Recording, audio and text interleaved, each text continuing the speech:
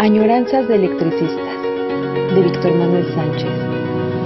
La historia de los electricistas nos permite encontrar una trayectoria política de su presente.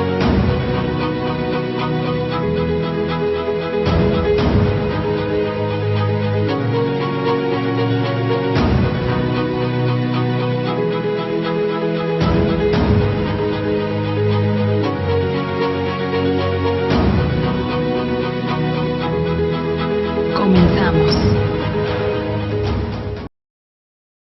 Como todos los lunes, desde 2018, estamos apoyados en Radio SME,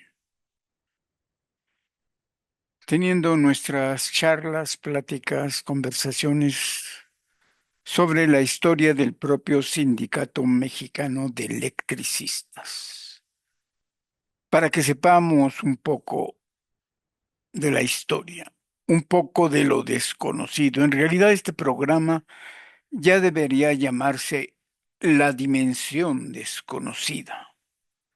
Porque por ahí hay algunas personas, incluso hay libros escritos donde dicen que cada lugar, que una fecha es la memoria. Y en realidad una fecha no significa tener memoria. Una fecha ya es una anomalía del tiempo.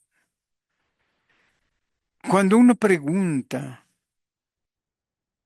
de la historia del sindicato, creen que con decir que la huelga de 1936, esa es una fecha histórica, es una fecha que se guarda en la memoria y en realidad pocos saben qué pasó en 1936.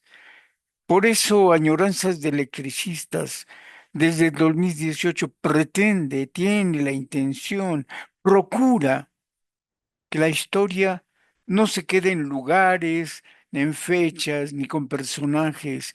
Se necesita que la historia sea reconstruida, reconstituida, repensada por cada uno de los trabajadores de ahora.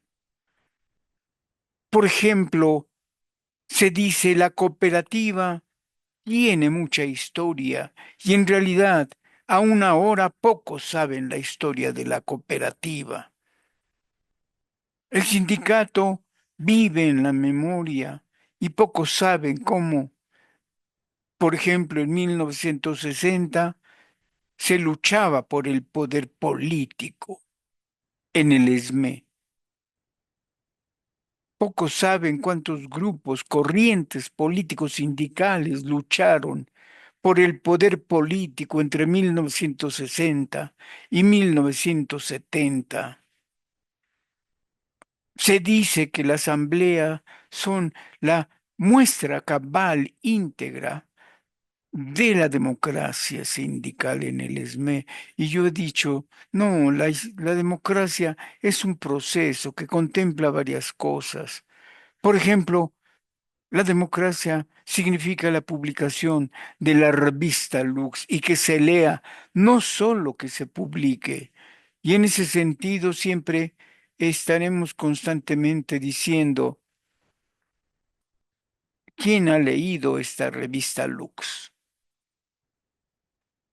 Está de manera física, debe de estar en la biblioteca, seguramente está en la biblioteca. Cada capítulo tiene una gran fotografía. Y sería la pregunta, ¿quién puede revisar esta fotografía y decirme quiénes están ahí? Si tienen ese recuerdo histórico, si de verdad viven de la historia, ¿quiénes están aquí en la década de los 50? Seguro que no se sabe.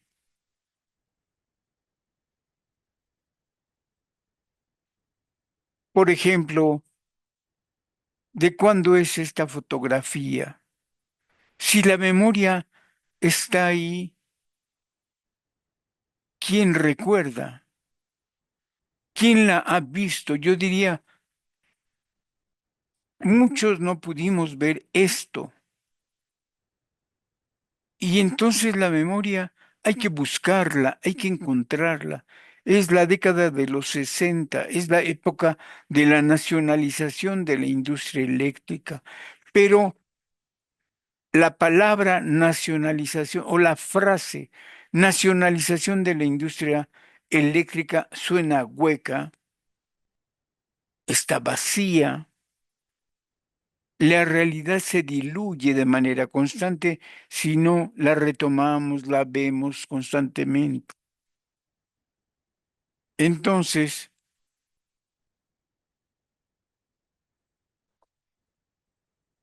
este automóvil, este camión de trabajo, con esa cuadrilla que está en el techo,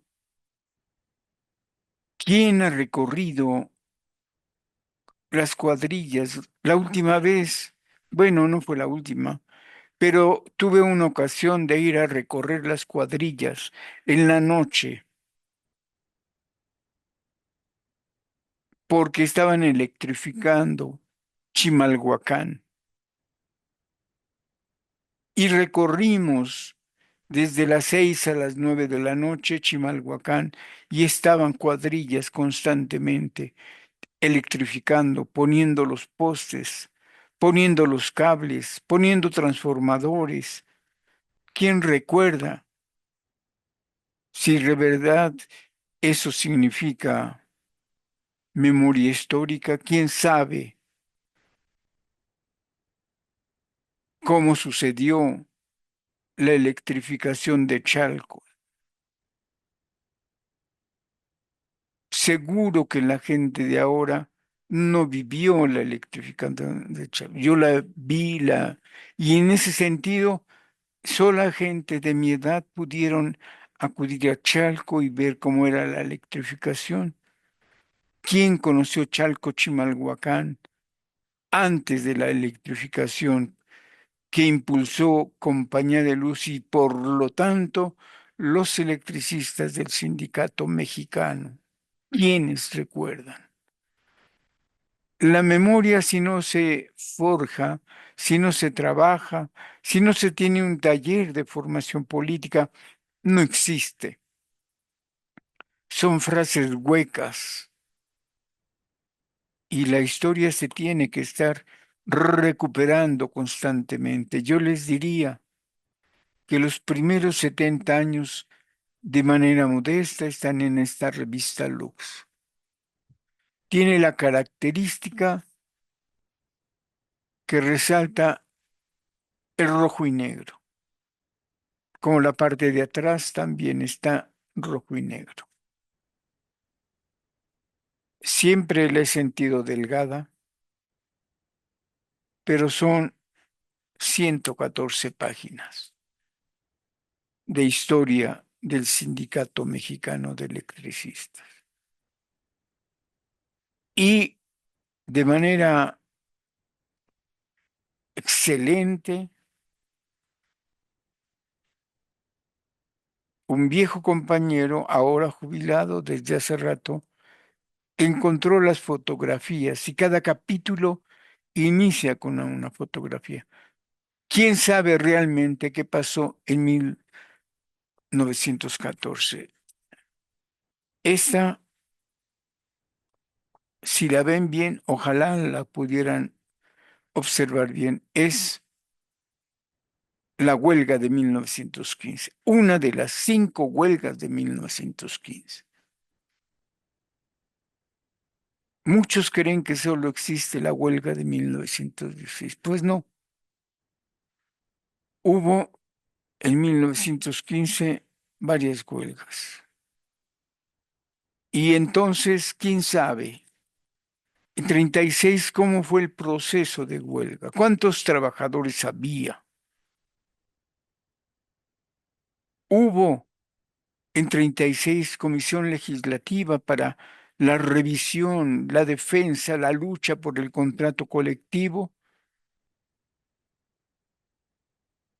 ¿Quién preparó la redacción ¿Y quién defendió las propuestas del contrato colectivo de trabajo?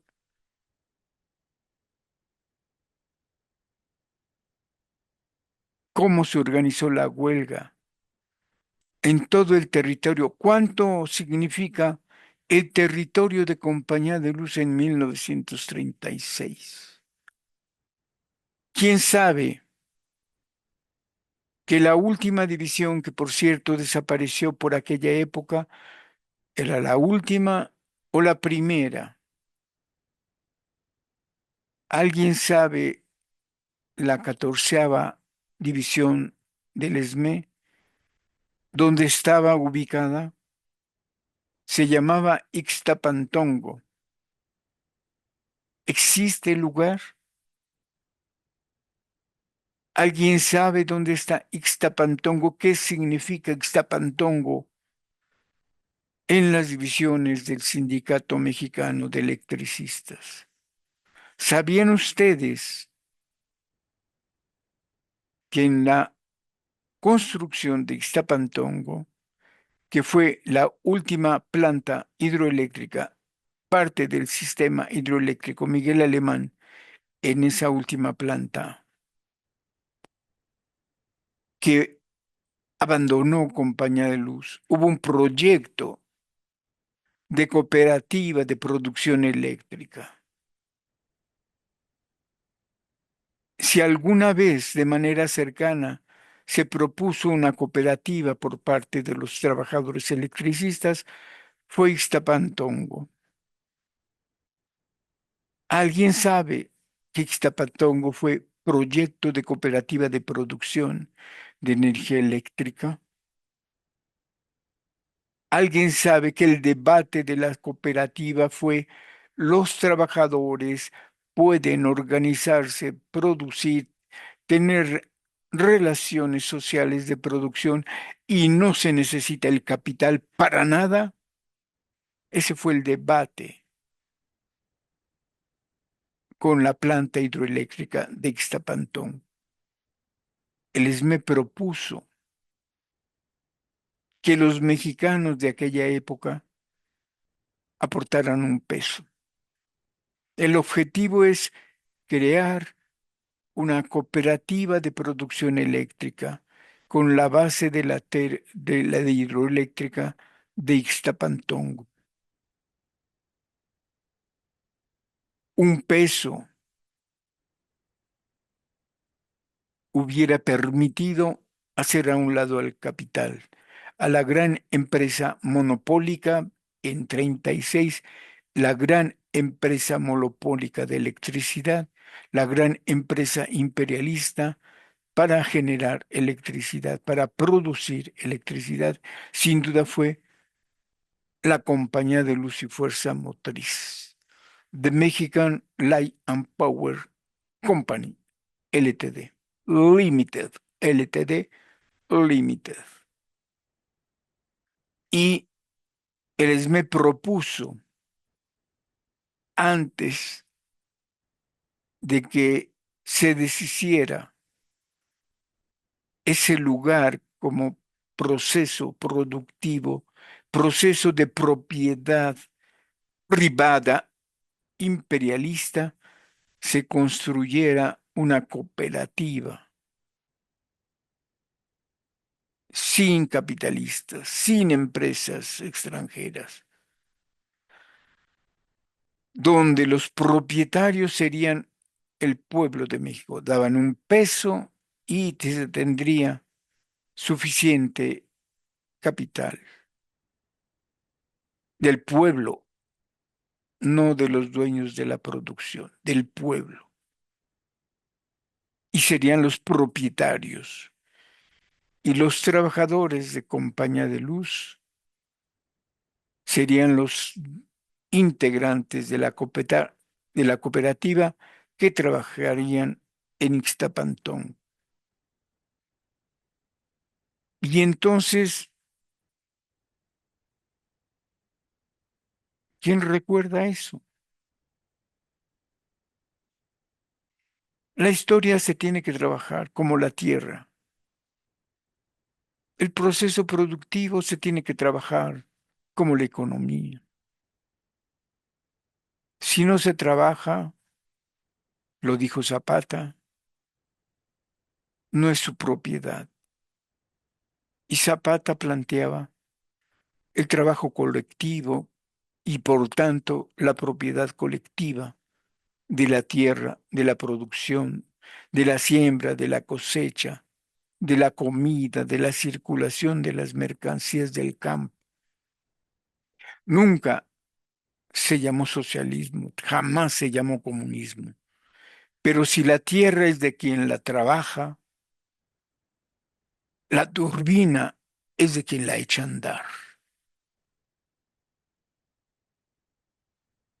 Y entonces, ¿dónde está la propuesta histórica? La historia, en ese mismo espíritu de Emiliano Zapata, la historia es de quien la trabaja. No vivimos del recuerdo memorable de la historia, no. Tiene que ser como Emiliano Zapata. Debemos trabajarla. La historia, la memoria, los lugares, los espacios, tenemos que trabajarlos para que sean de propiedad colectiva. Alguien pide que porque ya existe un edificio, que porque ya está un lugar, eso ya significa el espacio de la memoria. Pero un lugar abandonado, un lugar, yo diría como esto, Revista Lux, Revista Lux.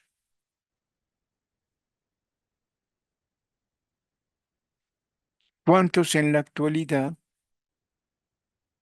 están revisando la revista Lux? ¿Cuántos leemos la revista Lux? Esta revista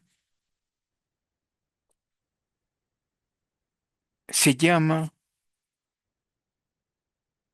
como lo que muchos auguran para el sindicato.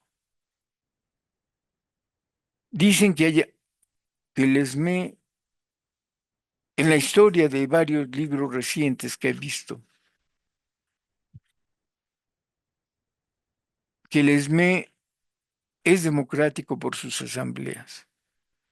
Y yo les diría, como en esta revista, el ESME es democrático por esto que se propone, por esto que se trabajó. Esta revista está dedicada al debate por la democracia en el ESME de 1956. Se discutieron los estatutos, una reforma de estatutos para recuperar precisamente la democracia. Y aquí son 148 páginas de cómo fue el debate para reformar los estatutos. ¿Y qué es lo que proponen esos estatutos? ¿Cuántos han vuelto a leer los estatutos a partir de esta perspectiva de 1956? Recorrer los estatutos como su proceso de construcción.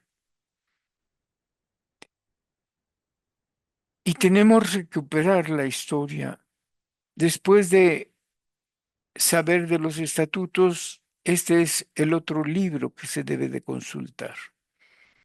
Todo debe de estar en la biblioteca. ¿Cuántos recuperan memoria en la biblioteca del Sindicato Mexicano de Electricistas? Este pequeño ensayo, bueno, es un libro, 240 páginas, trata de un periodo determinado, 1952, 1960. pocos años. ¿Cuántos saben quién fue Agustín Sánchez de Lin? Y la historia de personajes a mí no me. Siento que la historiografía de personas, los líderes, son importantes porque están ahí, ciertamente, pero la vanguardia es la base. Y hablar del ESME, sí utilizamos a la figura de Agustín Sánchez de Lin, porque fue el secretario general, porque él convocó a la reforma de estatutos, a la lucha por la democracia. La democracia es la participación constante, plena, en todos los espacios, no solo en las asambleas. Y aquí está en este libro. Surgen en esta época, como en estos estatutos, la posibilidad de que todo mundo se organice en grupos políticos. Sin grupos políticos, dijo el movimiento de Verónica, sin grupos políticos no hay democracia. Está escrito aquí. Y si no trabajamos este periodo, y si no reunimos materiales con este periodo y recuperamos cuántos grupos políticos se formaron y cuántos de estos grupos políticos se convierten en equipos de campaña, en grupos para disputar las elecciones generales. ¿Cuántos de estos grupos se disputan las representaciones en la comisión de trabajo? Y aquí está, en este pequeño libro que tuvimos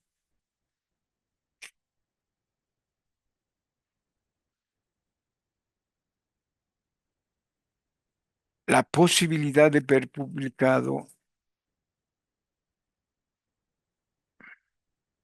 Lo escribimos entre 2005 y 2006 y se publicó en 2007 por parte del Comité Central.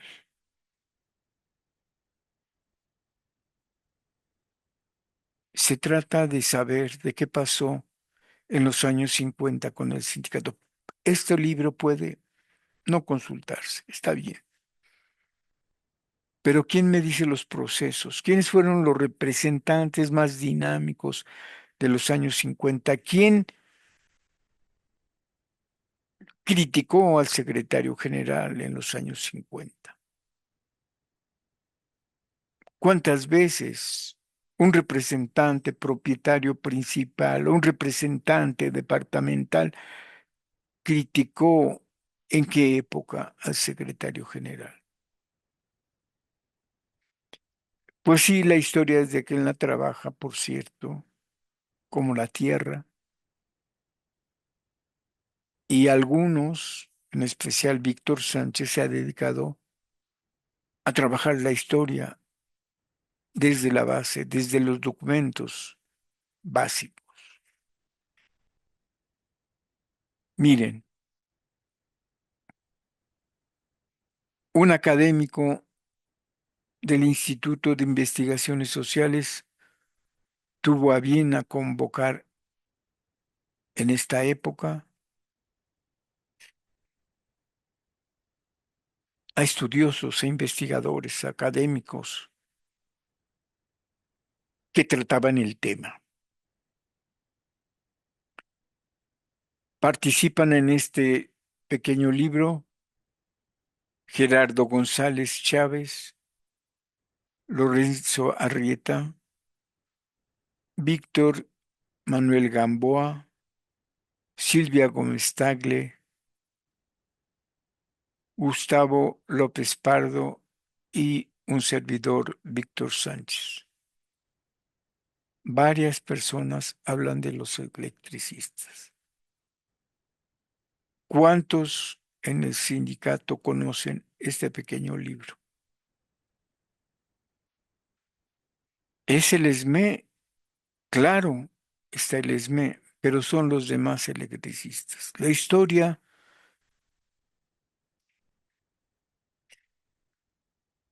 de Compañía de Luz es la historia también de más electricistas. Es el mismo trabajo en todo el país.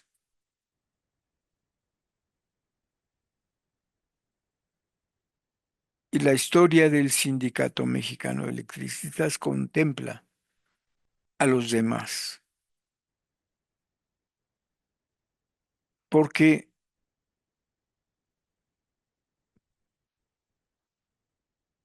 nos lo indica la lucha política proletaria en el país. Y entonces, ¿quiénes saben de la lucha de 20 años en el sindicato? De estos otros 20 años. ¿Qué grupos políticos? ¿Qué política del gobierno o del Estado mexicano se aplicó en estos 20 años? Yo trato en esta parte correspondiente de los años 40 a los 60, la época del charrismo y cómo se superó el charrismo. ¿Quién sabe las características elementales del sindicato charro que escondió la democracia, pero que los trabajadores lograron recuperar? ¿Cómo se recupera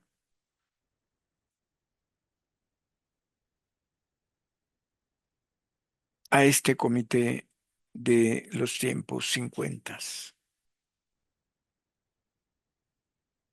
Aquí dice Esme, Sutín y Suter. Esme, Sutín y Suter. ¿Quiénes saben lo que es esta historia? ¿Quién los ha leído? Hace un mes murió Antonio Gergesson, justo miembro del SUTIN, del segundo sindicato que está aquí, el SUTIN, Sindicato Único de Trabajadores de la Industria Nuclear en México.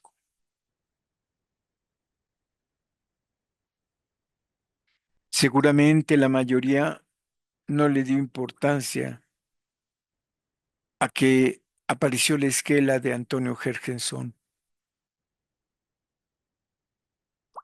en las noticias y los periódicos. Pero son trabajadores electricistas y la industria eléctrica mexicana abarca todo el territorio. Quien elabora y piensa la historia no puede constreñirse solo a su pequeña empresa, a un imperialista. No pueden constreñirse a eso. Tienen que trabajar en realidad toda la historia. La historia abarca en realidad todos los procesos. Y es un compromiso de quien queremos recuperar la memoria histórica, pensar como en este capítulo.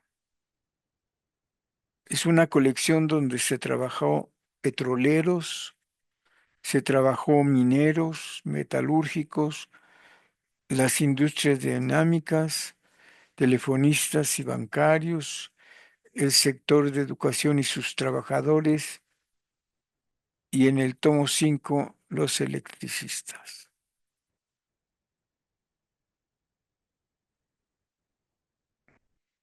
Y se tiene que recuperar esa historia porque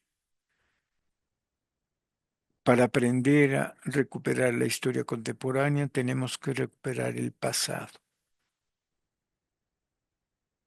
No basta señalar que hay un espacio de memoria histórica si no la trabajamos. No basta decir fechas, sino tenemos que confabularnos con los procesos y mostrar lo que sucede en cada asunto.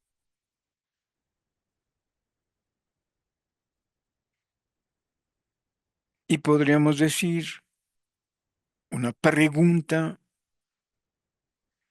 ¿cuántas veces después de esta de 1956 se reformaron los estatutos? ¿Quién no recupera la historia de las posteriores legislativas?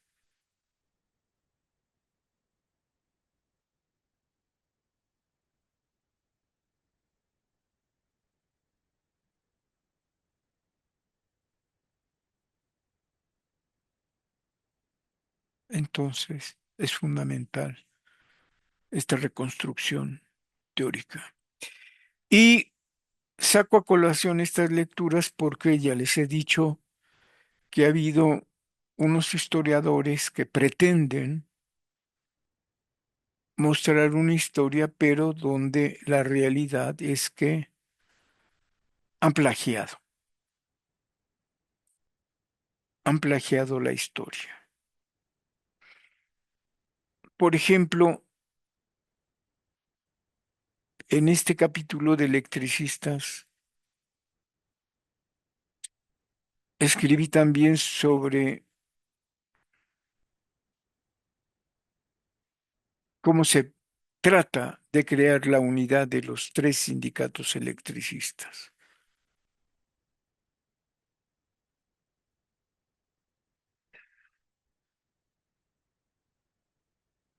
¿Qué papel desempeñó el SUTIN en la unidad de los electricistas? ¿Qué papel desempeñó el SUTER?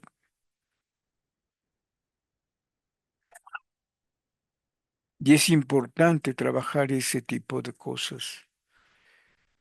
Los documentos, los debates, las legislativas. La vez pasada, en una de las crónicas de asamblea, comenté que se había creado una legislativa para estudiar la unificación de la industria eléctrica nacional y al mismo tiempo la unificación de los contratos colectivos de trabajo. Una legislativa que estudiara lo mejor de los tres contratos colectivos existentes en los años 60.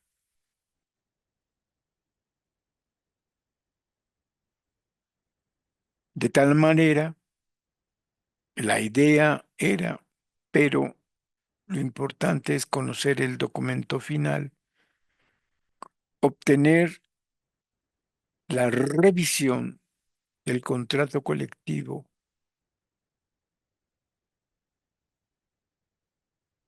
de estar lo mejor del contrato colectivo del Sindicato Nacional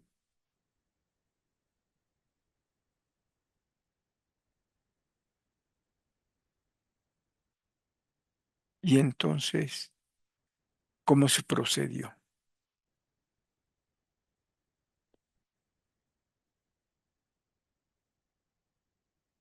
Es importante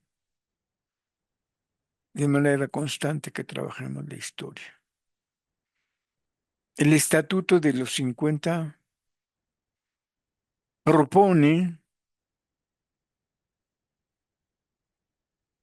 que todos los trabajadores en general o en particular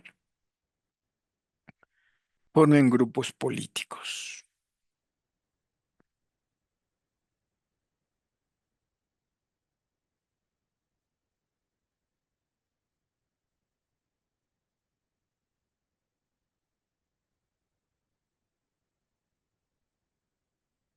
no podemos olvidar.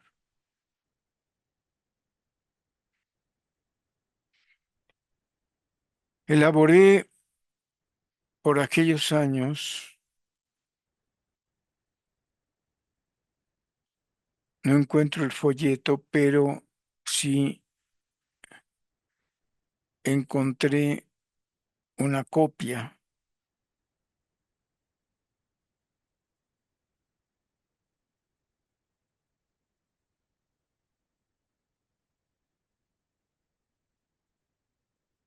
de este material que les voy a presentar.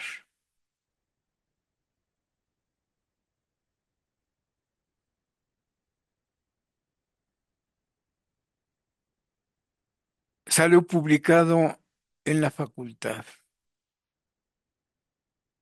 Así se llama, Poder Sindical Electricista, 1959-1979, subtítulo Notas sobre el Comité Central del ESME. El autor, este que está aquí en pequeña pantalla, Víctor Sánchez, del Centro de Estudios del Desarrollo. La fecha de la unidad de trabajo 5979 en el ESME y su fecha de publicación 1980.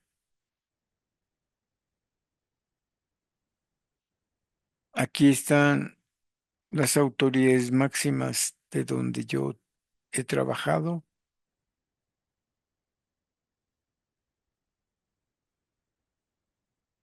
y este es el índice. Descripción general del sindicato. Descripción general sobre el poder político sindical, las posibilidades del poder político.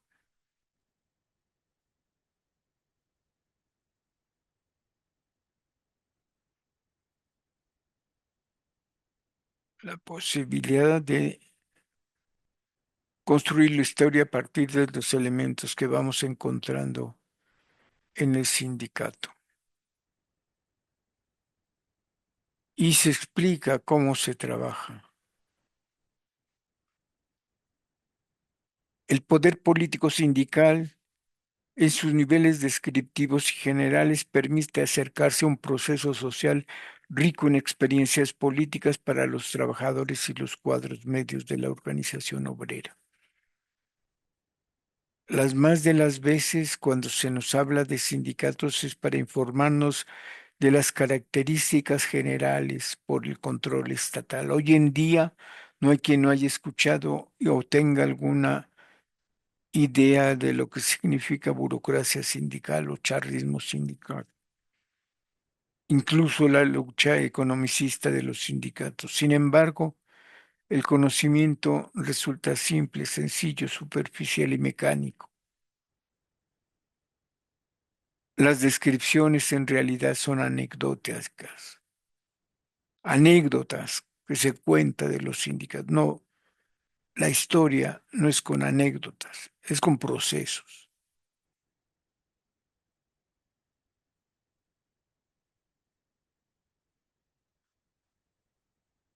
Y entonces es necesario reconstruir los procesos, las posiciones políticas.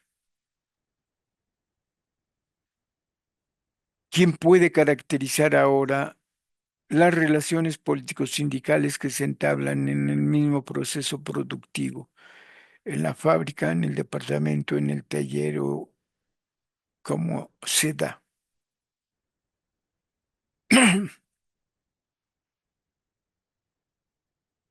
Mostrar las posibilidades, los intereses que tienen un proyecto general de industrialización, la necesidad imperiosa que la organización sindical sostenga una postura independiente, una política claramente definida, pero que surja desde las bases. Los cuadros medios deben ser diferentes de los cuadros centrales. Los cuadros medios por conocimiento preciso de sus particularidades de los centros de trabajo. ¿Cuántos cuadros medios hay y cómo nos explican, analizan y discuten sobre sus procesos de trabajo? No lo general, no queremos lo general, queremos conocer lo que parten los representantes sindicales y nos lo explican, la postura, cómo se plantan frente al Estado, no el comité central, sino los cuadros medios. ¿Quién hace historia de los cuadros medios?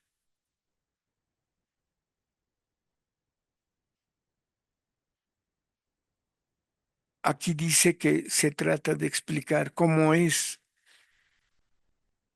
el proceso electoral, todo el proceso electoral, formación del grupo, decisión de quién ocupa los cargos, las propuestas, porque solo son propuestas y no se sabe el resultado, y no se sabe si se ganan o no los puestos, los cargos.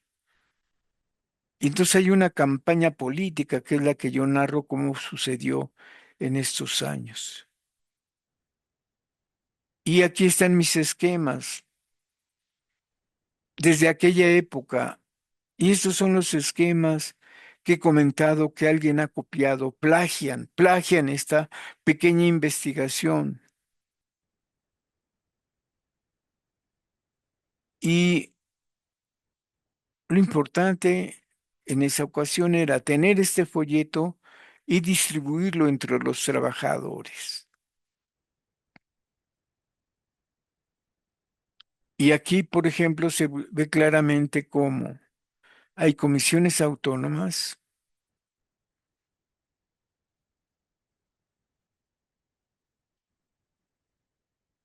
que precisamente están separadas de las secretarías y tienen que ser autónomas. Aquí está Justicia y de Hacienda. Y apoyo al Comité Central, se crea una comisión técnica y una comisión económica. Si contamos cuántos miembros del sindicato están aquí, tenemos una amplia perspectiva de la política sindical.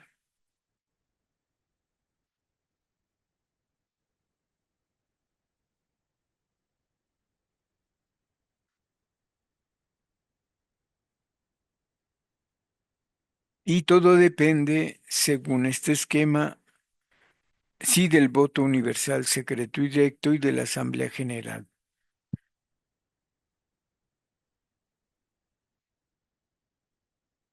Y entonces tiene que haber cuadros políticos, corrientes sindicales que luchan por el poder. Y el poder en el ESME está construido por el poder general del Comité Central, pero también está constituido por el poder de la Comisión de Trabajo. Y cuando se va a discutir estatutos, el poder está en la construcción de la Comisión Legislativa, de contrato o de estatutos. ¿Quiénes son los que lo nombran? Y en ese sentido, las decisiones, o sea, el poder político, porque el poder político es una decisión de cómo se responde a las necesidades de los trabajadores, la legislativa responde en ocasiones a los alcances de la democracia cuando está en la reforma de estatutos. En otras ocasiones responde a las necesidades de los cambios, de los procesos productivos, porque eso es lo que se discute en un contrato colectivo de trabajo. ¿Quién sabe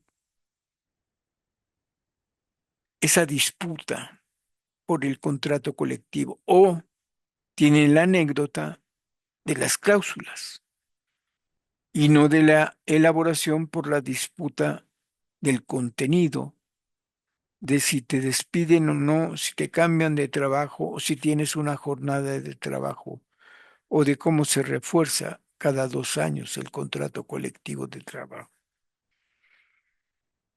Y entonces aquí narro en este pequeño folleto el control de todo el proceso electoral, el registro de las planillas contendientes, el poder de los grupos, corrientes o planillas en pugna que luchan por el poder político y cuando luchan por la comisión de trabajo es otro poder político que está en la disputa. Cuando luchan por los cargos de del Comité Central, luchan por otro poder político.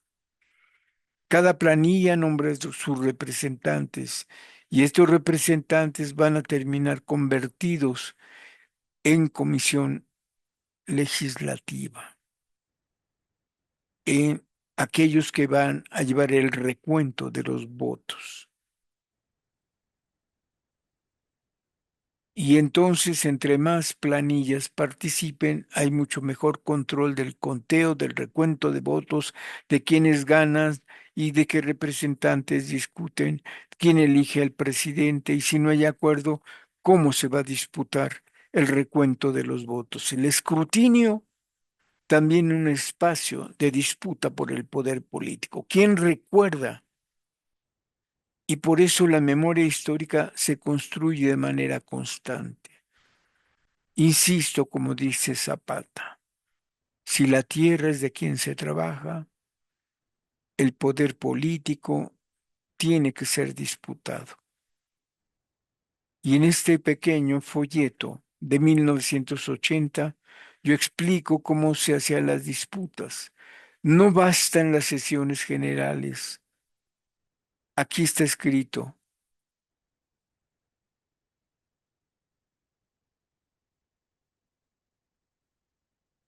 En el proceso electoral se pone una urna gigante. Las votaciones, es decir, y que cada trabajador acuda a la urna a depositar su voto, son 2 semanas para que más de 20,000 trabajadores lleguen a la urna y depositen su voto. No debe de haber campaña electoral cerca de donde se van a colocar los votos. Lo dice el estatuto. Pero todo mundo a la vez puede estar viendo a sus compañeros votando y depositar su voto. Y los que participan son la comisión de escrutinio. ¿Qué mejor una comisión de escrutinio que cada uno por su lado, representando de intereses diversos, van a tener que saber que el otro compañero refrende su vocación democrática con sabiduría y destreza? Evitar engaños, evitar duplicidad de votos, evitar cuestiones adversas. Y en ese sentido, cuando leemos este pequeño folleto del poder político sindical, de la disputa por el poder político, encontramos que la democracia va más allá de las asambleas.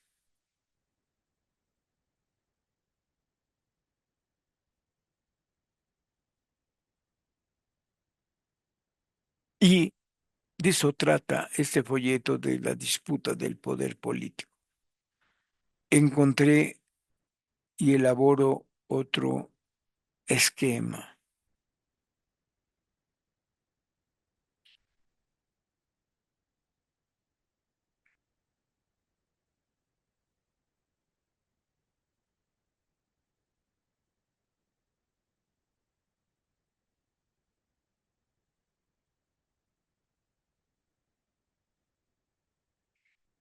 Y aquí están las divisiones que todos conocemos, pero en este cuadro ya para 1960 falta Extapantongo. Pero quién sabe de cómo son todas estas divisiones. ¿Quién conoce Alameda, Cuernavaca, El Oro, Lechería, Juandón, Necaxa, Pachuca, San Ildefonso, Temascaltepec, Tepustepec, Toluca? Es curioso, pero las últimas cuatro, San Ildefonso, Temascaltepec, Tepustepec y Toluca, pertenecen al Estado de México.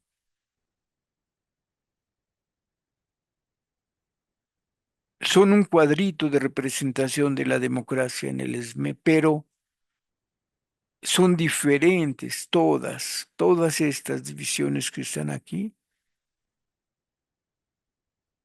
son completa diferente, cada una. ¿Quién explica? ¿Quién sabe? ¿Quién nos explica ahora? Se dirá por alguien que escribe sobre historia que cada lugar es un espacio de memoria histórica.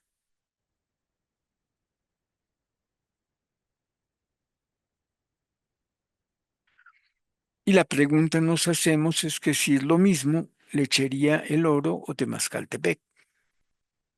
¿Son los mismos grupos políticos o son diferentes? ¿En cuando hay partidos políticos o no hay? ¿En Alameda el PRI, el PAN, el PRD o Morena influyen o no sabemos?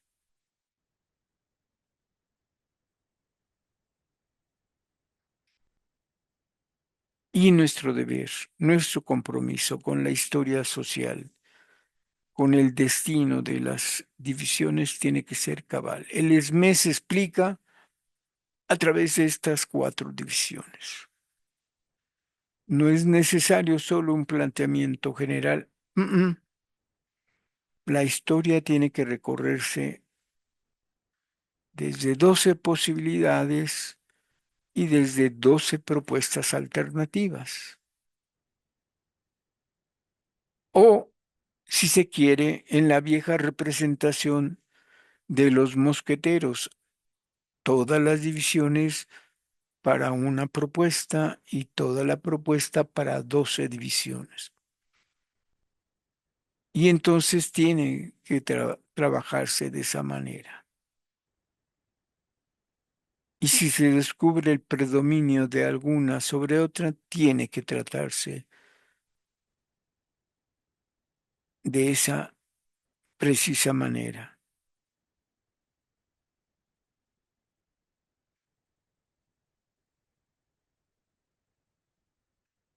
Miren, según el estatuto, quien debería tener el máximo poder, poder político, si se quiere, laboral, es el secretario de Trabajo. El secretario de Trabajo tiene todas las prosecretarías a su cargo, sucursales, jubilados, sobredeterminadas, divisiones, escalafones, trabajo. Todas las divisiones tienen relación con el secretario de Trabajo. Todos los que dejaron de trabajar, los jubilados, deben de tener. ¿Por qué? Porque son prosecretarios y dependen del secretario de Trabajo. Lo dice el estatuto. A su vez, quien dirige las sesiones de la Comisión de Trabajo es el secretario de Trabajo. Es decir, toda la reunión de todos los representantes de la organización, cuando se reúnen, dependen del secretario de Trabajo.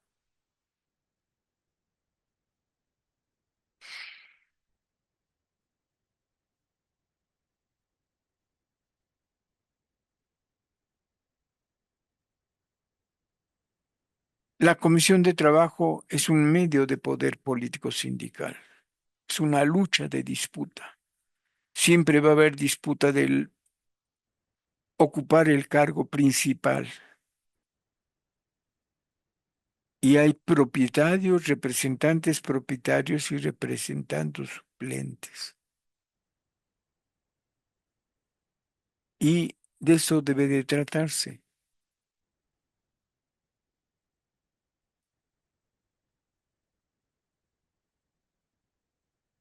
Y en ocasiones no se trata como estamos comentando. ¿Cuántos representantes de trabajo y cómo disputan el poder político? ¿Cuántos representantes propietarios se ven desplazados por sus representantes suplentes? ¿Cuántos representantes propietarios y suplentes están informando de manera constante en sus departamentos?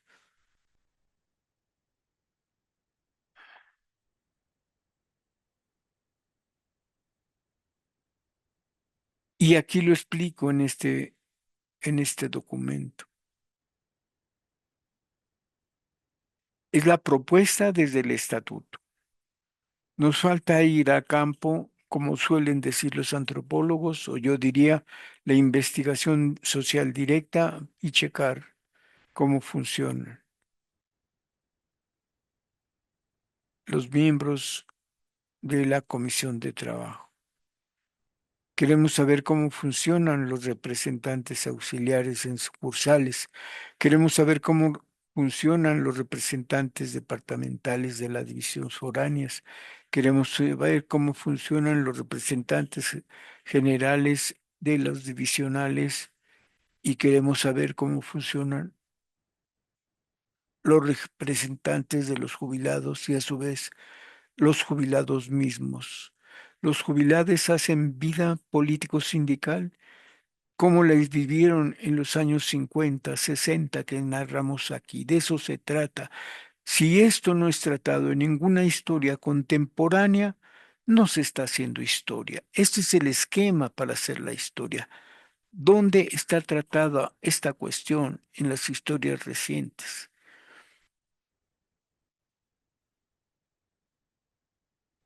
Por eso la historia se tiene que trabajar. No solo la relación general.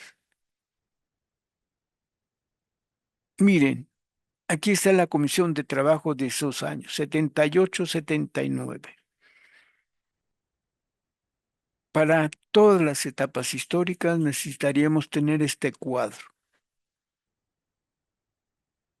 de las comisiones de trabajo de antes de este año o de después de este año. De un lado, del lado izquierdo, todos los departamentos. Me concentro en lo que se da en la pantalla. ¿Cuántos departamentos hay? ¿Cuántos trabajadores y cuántos representantes? Y por lo visto, por ejemplo, en los dos primeros departamentos, que son abastecimientos, archivo y correspondencia, no puede haber más que un representante. Entonces, de los 299 que están ahí, 288 quieren ser los representantes. ¿Cómo se forman los grupos políticos? ¿Cómo disputan el poder? En una, dos, tres grupos, tres planillas, ¿cómo se hace? En cables subterráneos hay tres grupos diferentes. Instalación, otro es operación y otro taller.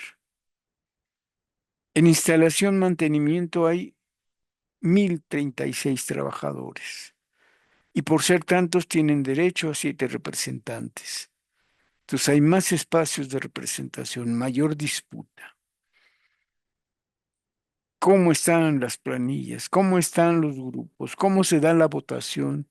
¿Cómo son las campañas? ¿Hay campañas electorales o no hay campañas electorales? Y entonces, todos estos son los que tienen que acudir a las asambleas. El estatuto permite que vayan todos o que solo vayan las representaciones. Y entonces la pregunta es, en esa época, esta que estamos tratando aquí, ¿cuántos representantes iban? ¿Cuál era el quórum? ¿Qué representantes discutían más que otros? Y ese es el punto. Si yo quiero narrar quiénes disputan más las discusiones, tengo que acudir a las asambleas, porque ahí se ve cómo participan los miembros. Y entonces necesitamos siempre al lado de la historia, está grupos de trabajo. Del lado izquierdo está la empresa, departamento tras departamento, sabemos lo que trabajan e incluso los horarios de trabajo. Y del lado derecho está la organización sindical. ¿Cuántos son? ¿Cuántos representan? Y entonces necesitamos el complemento. ¿Quiénes hablan de todos estos? ¿Quiénes van a hablar en la asamblea? No pueden acudir todos, por supuesto. En tiempos originales, todos los trabajadores iban de todos los departamentos. Con el paso del tiempo, no se podía ya. Pero miren, según el cuadro, pocos son los que acuden a la asamblea. En este cuadro del lado derecho son 3, 2, 1, 4, 4, 1, 1. Y de este lado es taller automotriz, transportes, planeación, ingeniería, tomador de lectura, cuentas especiales. Y en total, los jubilados tenían 23 representantes y de todas las secciones de trabajo eran 33.734 y eran 286 representantes. Ahí estaba la discusión. ¿Cómo era la cuestión? Ahí está. Hay que revisar y hay que tener presente lo que puede pasar, ¿no? La disputa por el poder se da, y lo dice este cuadro, primero en el Comité Central. Y aquí se aclara los años nones, una parte del comité, los años pares, otra parte del comité. Y en ese sentido, cada año tiene que haber elecciones.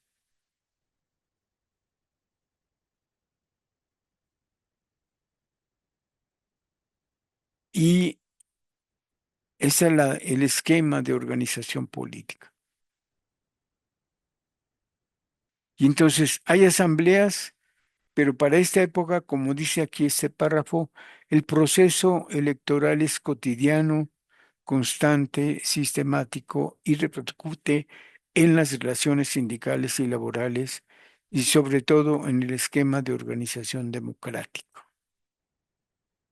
Es una actividad constante de relación entre los trabajadores y con los trabajadores. Y el consenso se pone a prueba. Podemos decir que hay un proceso democrático en todos los cargos.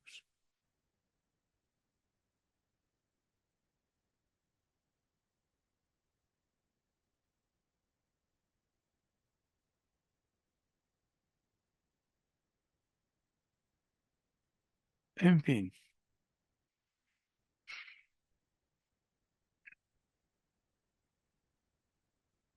es una relación constante entre trabajadores. El consenso se pone a prueba de manera sistemática y podemos decir que en la práctica existe el fundamento indispensable para la movilización de la mayoría de los sindicalistas. Incluso tienen que estar los jubilados en constante asamblea y eligiendo representantes. Tenemos que saber cuántas corrientes y grupos políticos hay en los jubilados y cómo disputan desde su trinchera,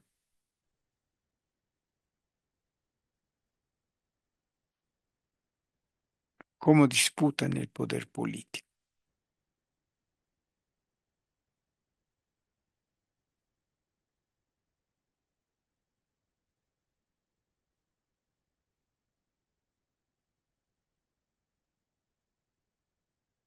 En fin,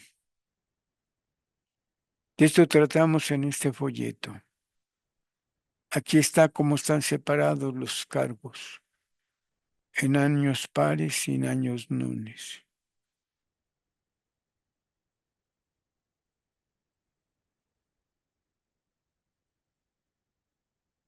Bueno, en ese momento dice este trabajo. La Comisión de Trabajo tenía aproximadamente más de 500 representantes. Fíjense, estamos hablando de los años 60 con más de 500 representantes. Que se sepa hoy, en estos años del siglo XXI, la Cámara de Diputados tiene 500 representantes.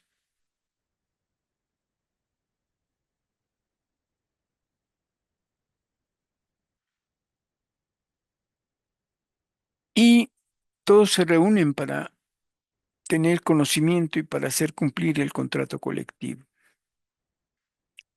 Esa posibilidad recae sí en cada trabajador, pero no es especial para la disputa de la aplicación del contrato. Casi siempre se le deja al representante.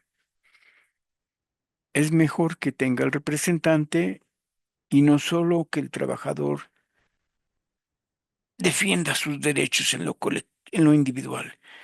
Es mejor en forma colectiva. Sin embargo, lo puede hacer.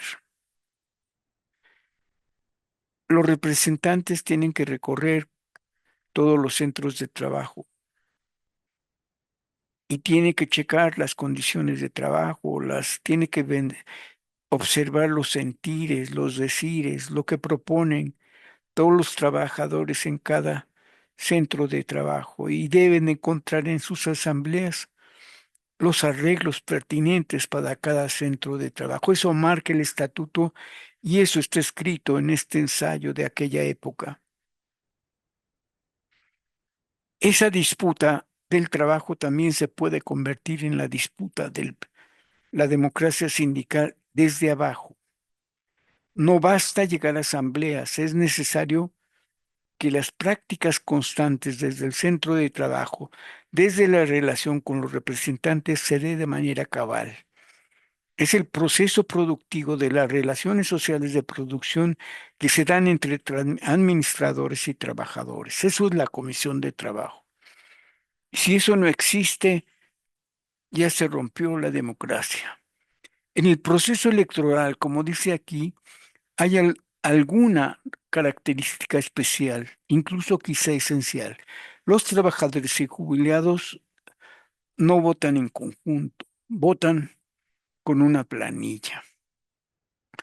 Votan en realidad no por la planilla, sino por cada uno de los miembros integrantes que forman la planilla. El voto en realidad es para cada uno de los candidatos diferentes de las planillas.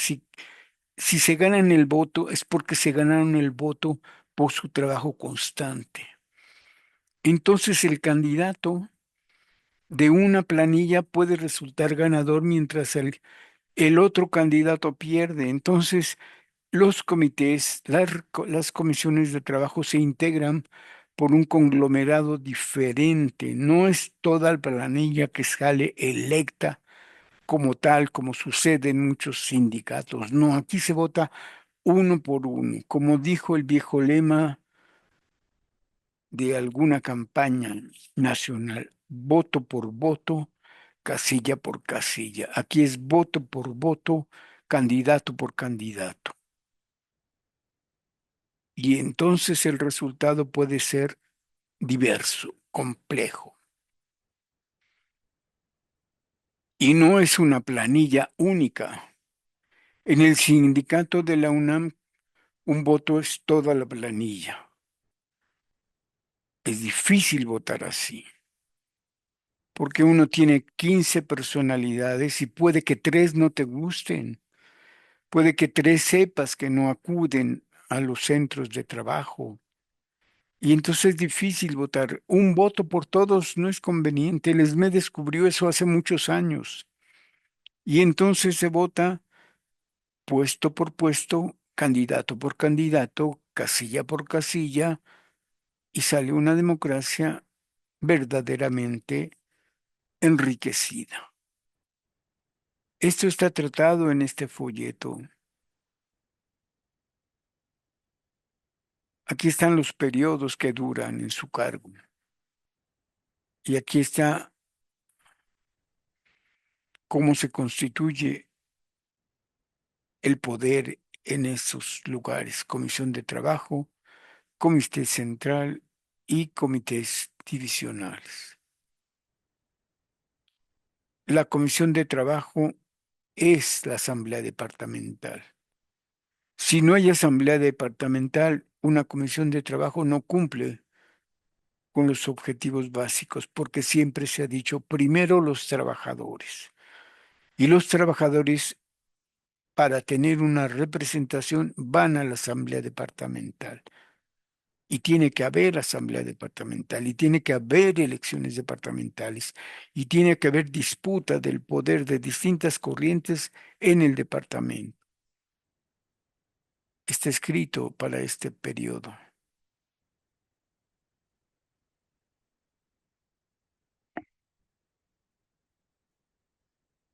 Aquí narramos cómo hubo ciertas formas de construcción en general, cómo se dio la fuerza a través de los distintos años,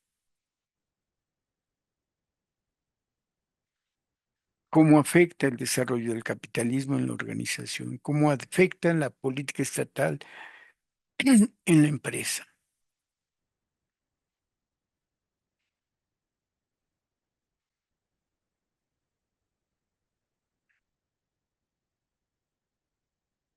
Esto lo fuimos trabajando de manera sistemática y constante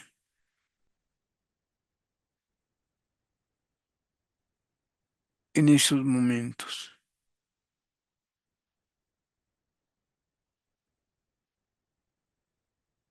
Y eso es lo que les combinamos a ustedes, a que lo planteemos, porque es importante estos sucesos.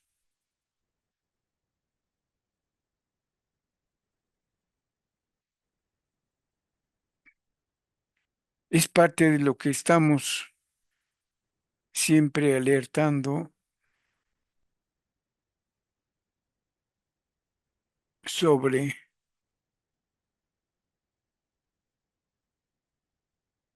el comité y la formación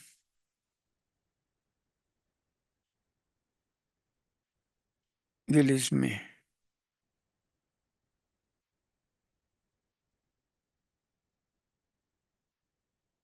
Y lo debemos de tener siempre claro cuando queremos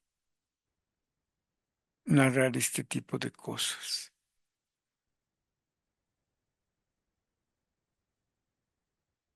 Cómo se da el poder político sindical.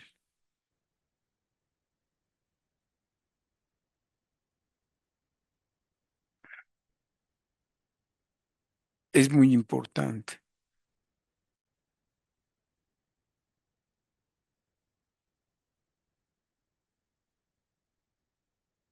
Y no podemos dejar de lado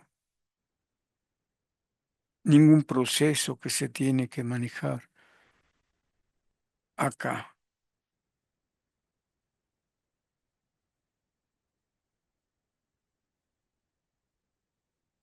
Y tenemos que retomar entonces estas consideraciones en su conjunto.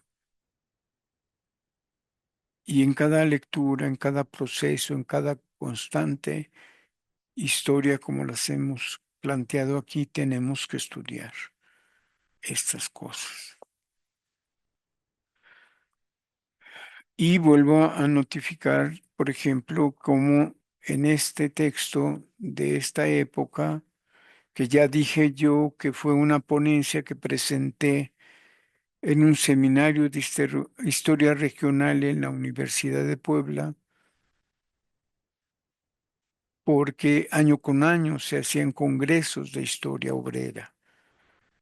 Cuando el auge, yo no sé por qué, si fue el neocapitalismo, el neoliberalismo, el ataque al charrismo, dejó de estudiarse la clase obrera. Pero la clase obrera siempre ha existido y se existirá de por vida, siempre. Que no se estudie ahora con tanto ánimo, ahínco y personas, no quiere decir que el trabajo dejó de ser. Sigue habiendo trabajadores de la construcción, sigue habiendo mineros, habiendo pescadores, sigue abriendo. Hoy abundan incluso otro tipo de trabajos. Sigue existiendo necesidad de organizar otros trabajadores. Los de aplicaciones, los llamados Uber, los que entregan comida en moto, los que entregan paquetes, quiénes son, cómo los contratan, cómo viven, qué ha pasado con el resto de los trabajadores electricistas. Los electricistas siguen siendo en grupo, un grupo productivo existente, realmente existente, igual como resistente, y tiene que estudiarse. Y se trata de estudiar el conjunto. No puede haber parcialidades, sino tiene que ser el conjunto de todos los trabajadores. Cierro con esto. En 1958 se escribió este folleto que incluyo yo en este libro, El charrismo sindical y la insurgencia obrera. Se los dejo de tarea. ¿Qué pasó en 1958? Para que los electricistas escribieran este documento, El charrismo sindical y la insurgencia de los ferroviarios, escrito en 1958.